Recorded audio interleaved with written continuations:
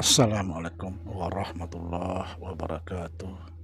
Saudara, satu nasihat Syekh Abdul Qadir Al-Jailani kepada murid-muridnya perlu kita teladani. Beliau berkata, "Wahai murid-muridku, jangan engkau tukar kenikmatan sesaat di dunia ini daripada penderitaan bertahun-tahun tiada habisnya di yaumul qiyamah. Jangan pernah mengeluh, tanggunglah penderitaan. Jika engkau masih bisa menangis, menangislah. Karena di yaumul qiyamah tidak ada lagi air matamu.